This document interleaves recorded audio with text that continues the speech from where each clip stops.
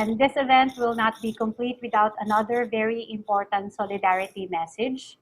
And as the second highest elected official of the country, we are indeed very lucky to have her on our side. Hardworking as she is, especially during this pandemic, she has continued to inspire us that indeed women elected officials can do much more for the family and for the country.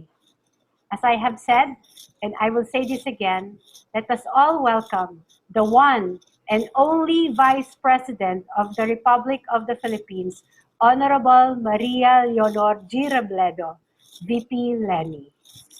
Thank you very much. Ambassador Peter MacArthur, Canadian Ambassador to the Philippines, Congresswoman Malu Acosta Alba, Dr. Nathalie Africa Verceles, Director of the UP Center for Women and Gender Studies, Dr. Maria Cynthia Rose Bautista, Vice President for Academic Affairs of the University of the Philippines, Mr.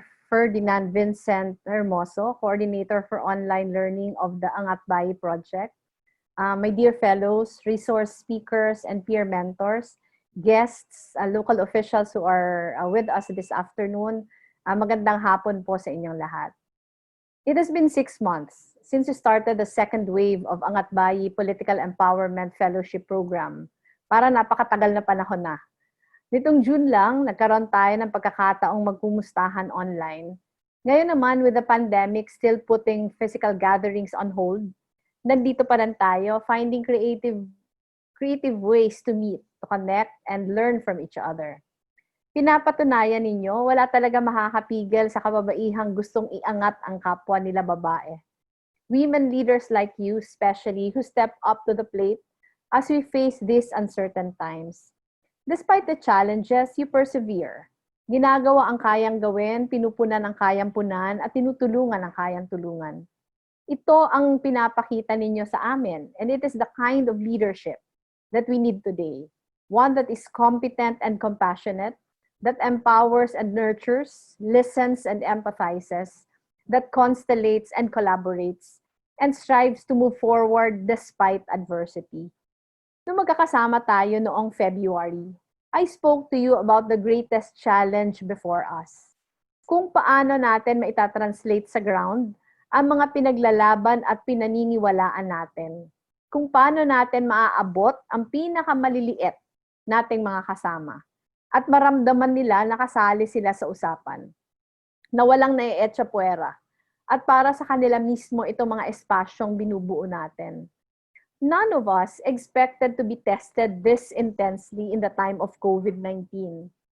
There is no surprise, however, that each of you rose to the occasion, rolled up your sleeves, and got to work. You found ways around the obstacles and quickly adapted to the crisis, shifting meetings and operations online, finding ways to implement policies and communicate with the public. You made sure that the communities were well informed, even reaching those that had no access to internet and gadgets. These extraordinary times ask so much of us, and yet you faced these challenges head-on. You showed us that leadership is about hard work and consistency. It is about facing each day with grit and focus and resolve. It is about reflecting compassion for others through service. Just last Tuesday, I talked a bit about this during the launch of the Jesse Robredo Institute for Leadership and Good Governance. Sabi ko maraming mahuhusay, maraming aral, maraming naiintindihan ang concepts and processes. Pero hindi lahat may instinct para dito sa trabahong ginagawa natin. By instinct, I don't mean something that people are born with or something that a few select people innately have that others don't. By instinct, I mean something that has become second nature to us. At paano na-acquire yon? This instinct for service, for knowing what needs to be done on the ground, is achieved through constant exposure, constant practice, constant engagement with the faces of the people we are serving.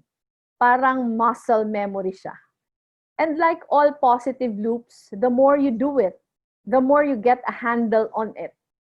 Empathy, I believe, is spiritual muscle. At mahirap siyang dayain. Hindi siya namamadali. We cannot rush it. At hindi siya madadaan sa pagbabasa lang, pag-aaral, or sa experience ng pag-upo sa harap ng computer or sa meetings sa loob ng air-conditioned rooms. It means constant vulnerability. It means listening and feeling what you listen to and keeping our hearts open by default. This is the path that many of you choose to take. At sobrang grateful kami dahil habang ginagawa namin ang trabaho namin, nakikita namin how the center of gravity for service and compassion is likewise expanding.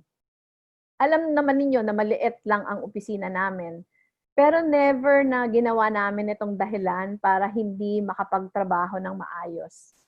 Pinipilit namin gawin ang makakaya dahil kailangan. We know that our people look to us to ease their burdens in whatever way we can. The way we respond to this is that we look for people, we look for organizations who are willing to help, to lend their skills or resources. And yet, ang pinaka-gratifying, hindi tumitigil doon ang paglawak ng saklaw ng malasakit. You yourselves have looked for others to join in the struggle, to help build paths. Instead of finding people who will merely follow us, we found something much better. People who are willing to lead with us. Kasi 'di ba, itong ginagawa natin, ito naman mismo ang ibig sabihin ng pagiging leader. Ang paghahanap ng paraan at pagharap sa mga pagsubok. Ang pagsulong kahit na maraming panganib. Ang paggawa ng tama maski sa maliliit na desisyon. Ang pagtuon ng ating mga kilos patungo sa kapakanan ng ating kapwa, lalo na sa pinaka nangangailangan. Humugot at patuloy tayong humuhugot ng lakas sa isa't isa. Always, we look around us and find strength in numbers. Strength as more of us find solutions. More of us to take action. Sapul na sapul talaga ang pangalang Angat Bayi. Lahat nakikibit-bit, lahat umaangat. Padayon lang tayo. With COVID-19 still threatening the lives of our people, the issues of gender and women empowerment should not take a backseat. Iba man ang konteksto natin ngayon, the task at hand is still the same. Paminsan nga mas mabigat. We need to find and reach out to the last, the least, and the lost of our sisters. Empower and inspire them so that they can do the same for others. Now that we're launching course 2 of the program through the certified edu.net web learning platform, we hope that this will equip you to find even more cutting-edge, radical ideas to open new pathways to make the best use of the tools at our disposal.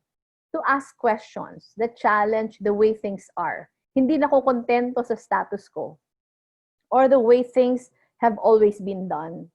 To find the gaps and fill them. And to put together and do what we can here and now. Sobrang exciting. At sobrang excited ako sa kaya pa nating gawin.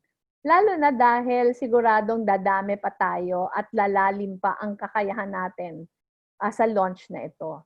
So congratulations to the UP Center for Women and Gender Studies and the UP Center for Women's Studies Foundation Incorporated for launching this online course of the Angat Bayi Political Empowerment Program.